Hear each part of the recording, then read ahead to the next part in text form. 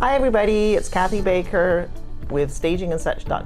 sitting here with James Clark, Century 21 Alton Clark, and we're continuing with our series of frequently asked questions, and we're calling it Good to Know. So we're hoping this information is helping you through the buying and selling process and giving you some facts and just, little bits of strategies and tips. Oh, we have to put this on because James talks too much. So we'll do that again. He's been pretty good though so far, but it's the power of the penguin, I believe. Anyway, so today I was going to ask you about appraisers and appraisals. It seems to me a lot of people don't understand that they hold a huge amount of power, and from what I've seen, they come at the end of sort of the loan process, and so people think their house is under contract at a certain price, they've already spent the money, and then when it actually comes to the appraisal part, they don't get what they think they're going to get. So could you just talk to us a bit about that, please? Yeah, I think one, you got to hire a good agent that really understands values.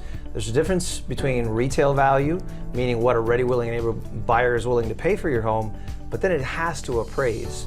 And I think it's so important that if you're going to push the envelope and try to sell your house for more than it's worth, you have to make sure your next decision, your buying decision, isn't connected to all that money. Because if the appraisal comes back in low, which it does, invariably, because we're still in a seller's market where things get upbid and sold for more.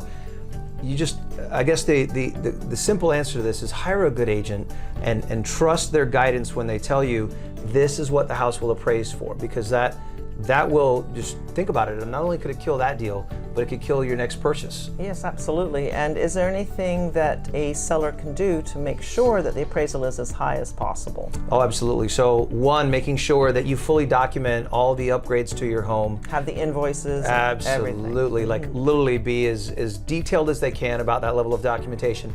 And we definitely recommend that their agent is there at the time of the appraisal to really help that appraiser see and appreciate what they've done to their home. Right, and I know the realtor is not allowed to try and sway them in any way, but if the realtor... Guide, not sway, but guide. Influence. Guide.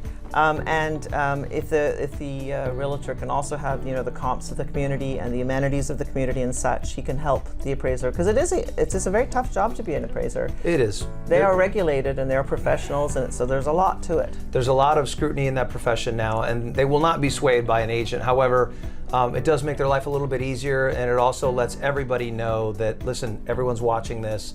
It's extremely important to us. Sellers need to be they need to trust that agent. The agent needs to be at the appraisal, and they need to do a really good job. You need to be prepared to justify your position. And as a stager, I would like to say, please make sure that your house looks as nice as it can possibly look, because appraisals are people too, and they're also going to be affected by the lack of clutter and the cleanliness. A house looks more luxurious if it's clean and sparkly, and that will make a little bit of an impression on their cost valuation. So I think that's also very, very important to do that. That's truly good to know. That you're absolutely right, because a lot of people, they sell and then they figure it's done, and that's not true. Stop cleaning it up. It's not done. It's probably the single most important moment is still towards the end. So that's a great That also goes for home inspections too. Please make sure, because usually the buyers are going to be there for your home inspection. Do not unstage your house, even if you've just done it, because the buyer's going to be there for about 3 hours sitting around your house. You do not want them falling out of love with your house. So try and make that house look exactly the way it did the day that they were there the first time, or the day they fell in love with it. So that's another good piece of it. Yeah, it's so much fun to do it. They should just honestly hire a professional like you. Have fun with that experience instead of dreading it and taking it all down. Like it's your home, put it on display. Yeah, or just keep it really clean and uncluttered. Those are the two, clean, uncluttered, and depersonalized. Put all your personal things away, and those are the 3 keys to making it look at its best. So you get that high appraisal, and you're good to go to your next place. Yep. Okay, thanks. Good to know. Good to know. Indeed. Thanks, everybody. See you next time.